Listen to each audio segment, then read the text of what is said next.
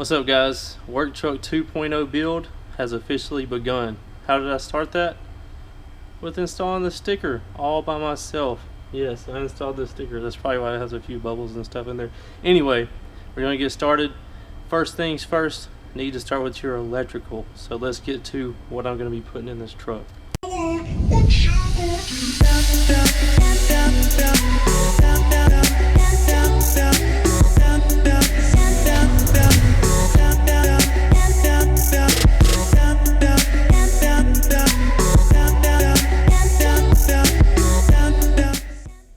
What's up, guys? You're gonna go ahead and get the electrical right. You need to get your electrical right first and foremost. You need to get a high output alternator. If you're gonna be doing a system, get your electrical right first. Don't half-ass it and blow up your amp and on low power. You don't have battery power to supply your amp or alternator power.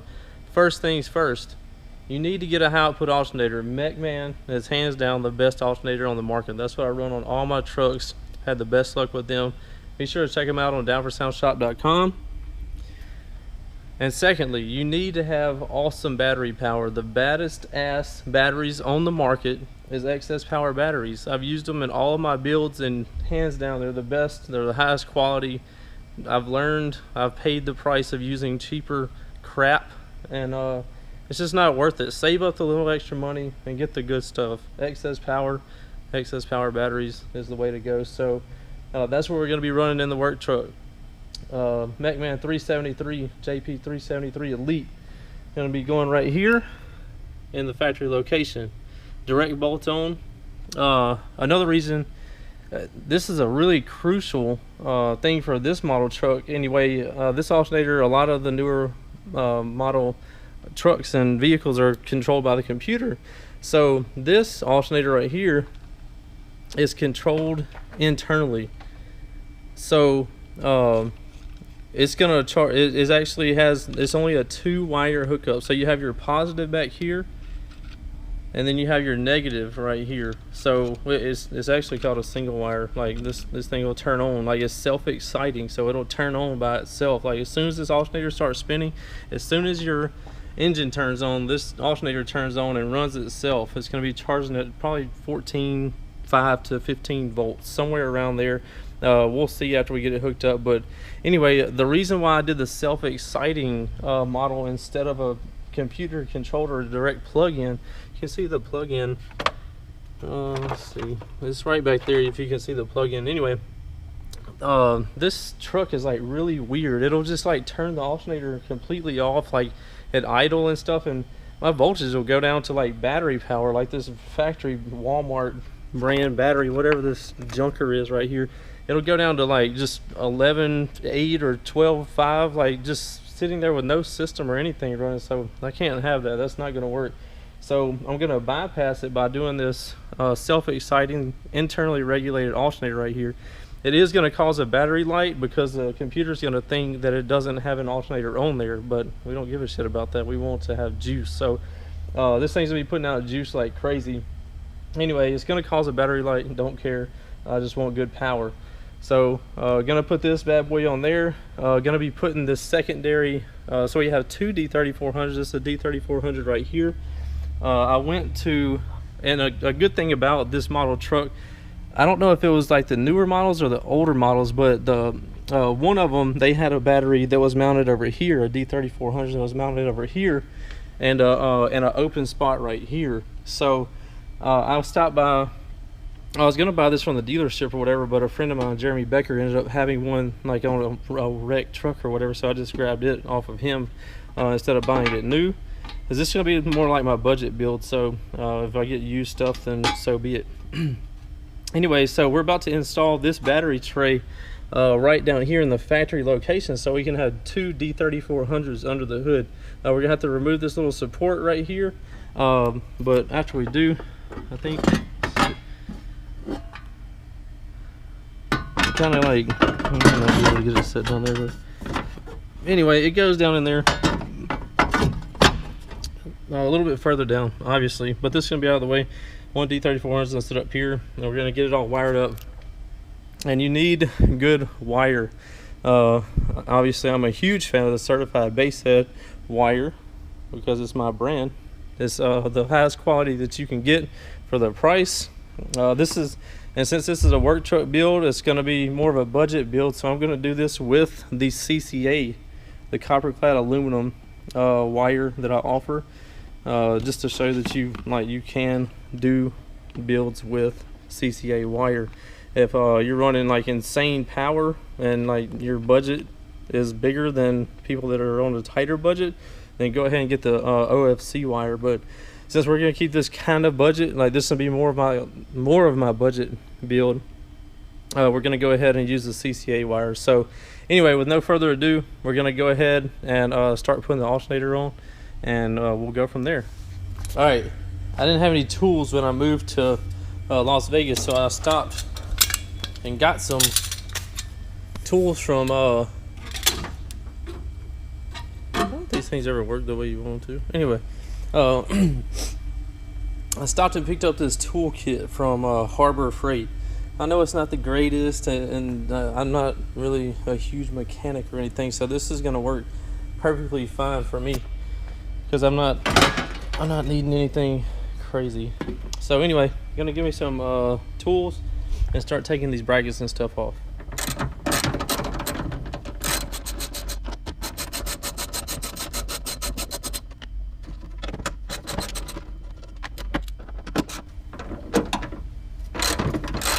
There we go. We're doing cooking with Crisco now, as they call it in the South. I don't know how y'all.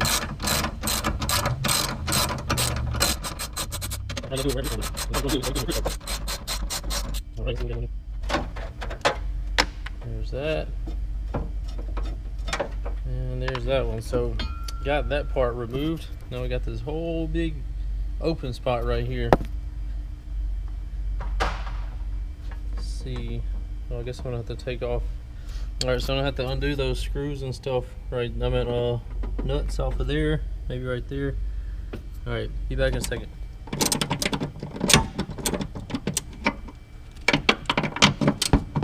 Oh, that's nice. I think that's the first time you probably didn't do that on purpose, but there's like a dent right here for your ratchet to go and be able to go in there straight instead of it not going in there. Anyway, loosening these up.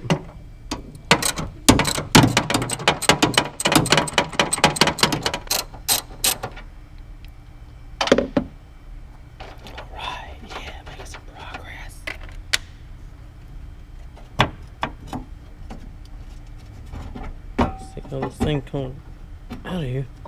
Oh, I don't want to break nothing. I'm trying to break nothing.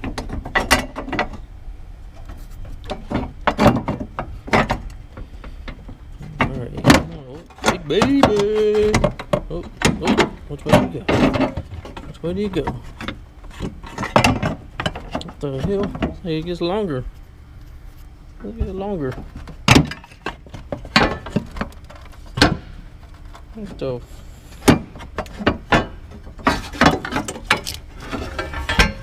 aha! Out with the old, in with the new.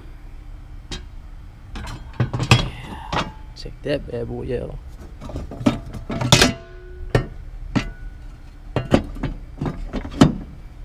Oh, there we go. All right, this needs to go under there. Oh shit, I don't want to poke a horn out. Hold on, be right back. Look at there, look at there. Oh yeah, making some progress. This thing was hard to get off down here. It's like all rusted up and everything on there. So get that on there. Get this one goes back right here, like this, and then put this one back over down here. That one. That one.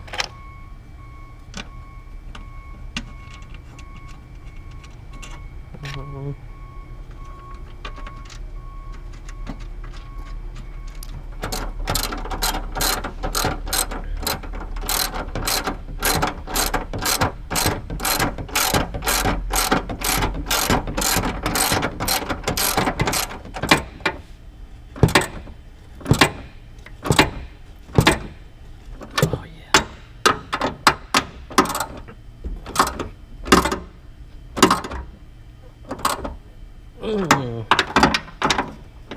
Tighten this bad boy down. Oh yeah.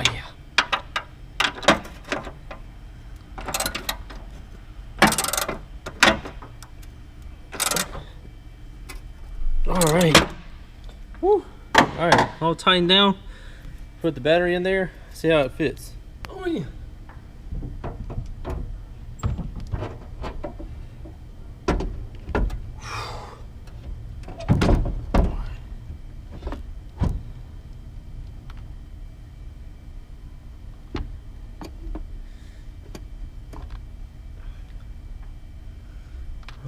Let's see.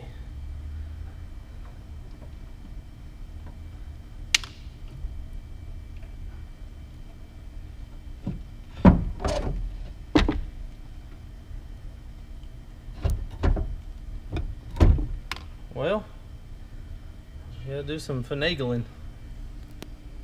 Alright guys, it took some finagling, as we call it, but we got it done. Oh man, I wonder if I'm gonna be able to take these. Well, it'd look cleaner without it, but let's see here.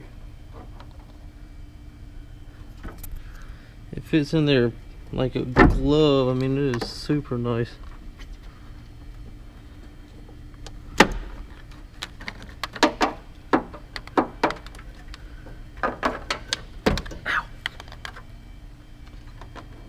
Alright, so battery's in.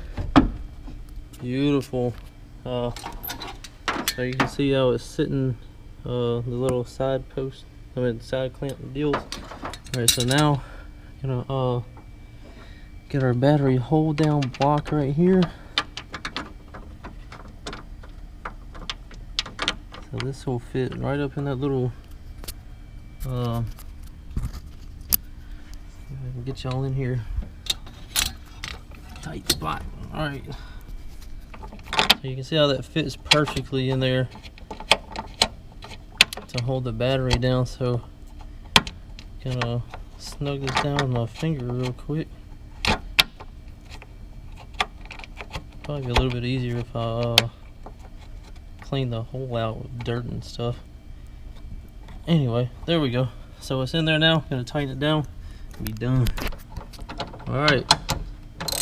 Go ahead and give this a little tighten down right here.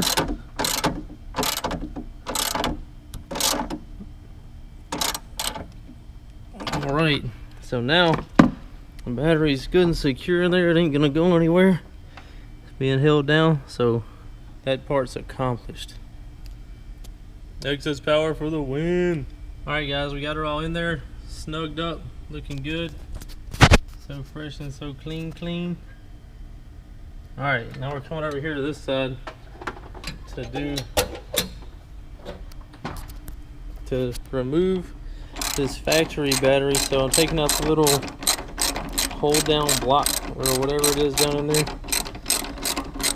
Like I said, I'm not a mechanic, so I don't know all the specific terminology for the parts, but hopefully I'll know enough to be able to get these things out of here.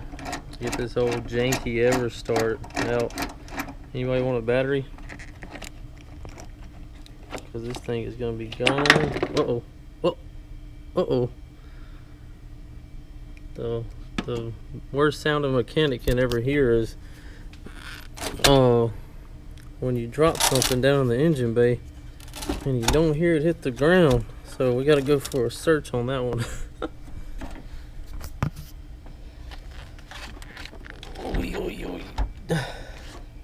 Alright, so I always do this backwards. I don't know if I'm supposed to take off the negative first or the positive first, but I'm thinking it's the positive. Or is it the negative? I don't know, screw it.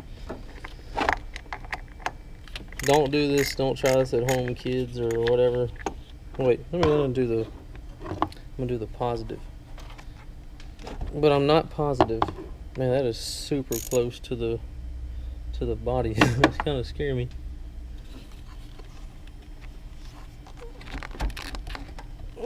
Could have gave us some more room to work down here. Jeez. Oh, that's gonna be bad.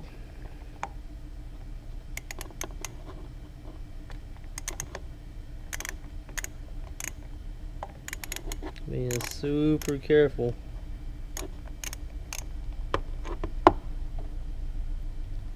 Or if I take the positive off and if the positive hits, okay, that has to be right.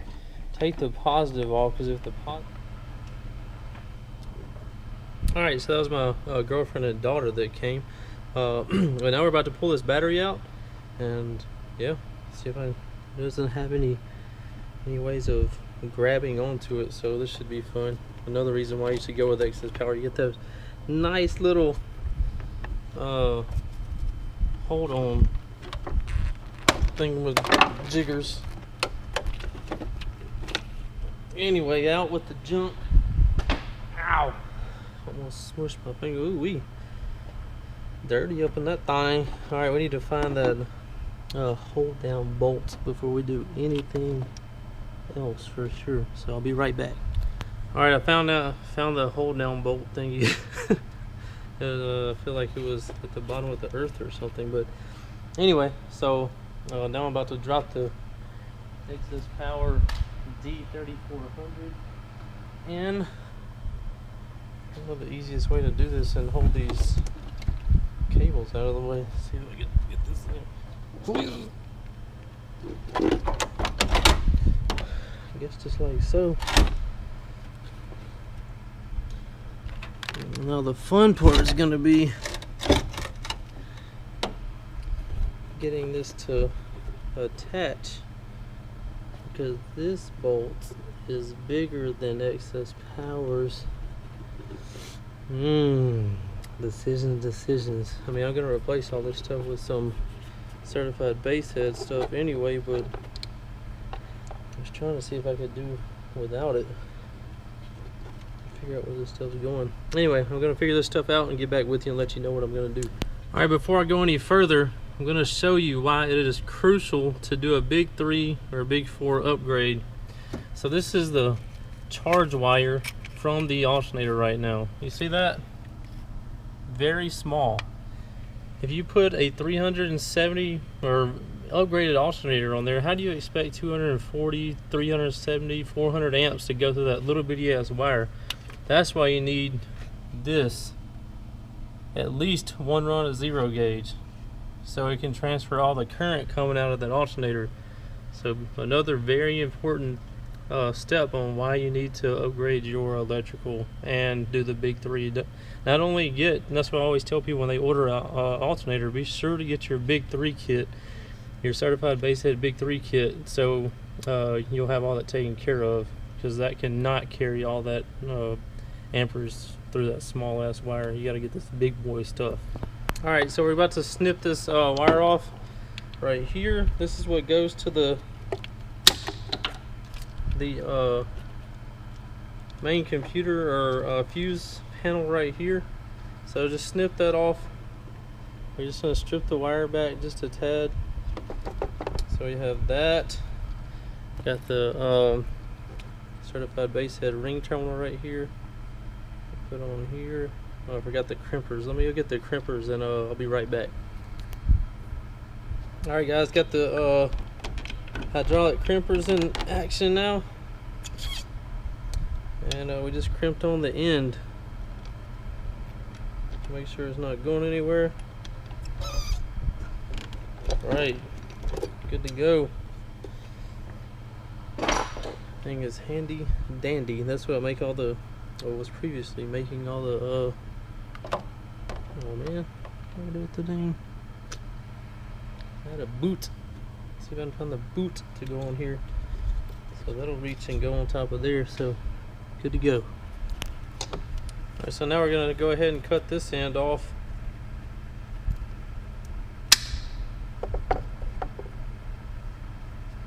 And do away with that little junker. Strip this back. Alright, also a very smart thing to do while you're when you're going to be changing your alternator, go get 3 belts that are each size smaller than your factory size belt. So that's what I've done here. I'm about to take this belt off. Oops, sorry, wrong way.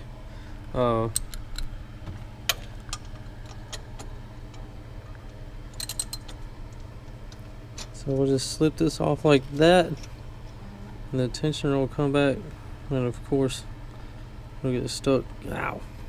Anyway, so now we have these 3 belts, and the last thing you want to do, let's leave that up there so I don't know which way it goes. Anyway, last thing you want to do is be trying to change this, and then you go to put your new alternator on. Since the pulley's a lot smaller, you're gonna have to have a smaller belt. So last thing you want to do is have to put your alternator back on to go to the parts store and try to find one that fits. So one of these is going to fit. I'm going to go with the smallest one that I can, so it'll work the best. So anyway, I'm going to get this one off, and then figure out which one of these will work, and then I'll just take the one back, or the 2 that I don't use back. Coming down your block, knocking pictures off the walls. On Front Street, Ryan bagging big